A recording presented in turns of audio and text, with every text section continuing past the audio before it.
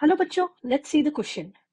Overall goal of glycolysis, crop cycle and electron transport system is formation of A. ATP in small stepwise unit, B. ATP in one large oxidation reaction, C. Sugars, D. Nucleic acids.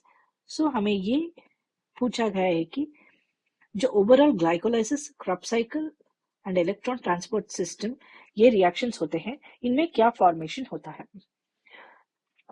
हमारा की concept यहाँ है. हमारा की concept cellular respiration.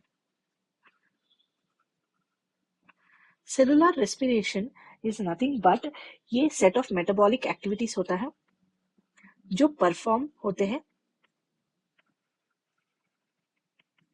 Cell में to convert biochemical nutrients which were supplied to the body into energy यानी ATP. यहाँ ATP is nothing but adenosine triphosphate जो होता है वो प्रोड्यूस होता है इस प्रोसेस से which helps in giving energy to the cell. इसे क्या कहते हैं? इसे कहते हैं एनर्जी करेंसी. ये प्रोड्यूस होता है ड्यूरिंग द सेलुलर रेस्पिरेशन. और जब हम देखें ग्लाइकोलाइसिस में 8 एटीपी प्रोड्यूस होते हैं एंड देन क्रब साइकिल में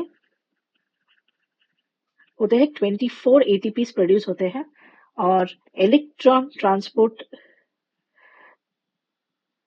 चेन ट्रांसपोर्ट में होते हैं 32 एटीपी. यहाँ ये एटीपीस प्रोड्यूस होते रहते हैं in small steps in different processes. So the right option here is ATP in small stepwise units. क्योंकि वो एक ऑक्सीडेशन रिएक्शन में नहीं प्रोड्यूस होता है. यहाँ ATP प्रोड्यूस होती है ना कि शुगर और ना कि न्यूक्लिक एसिड. इसलिए the right option is ATP in small stepwise unit. Hope you understood well. Best of luck.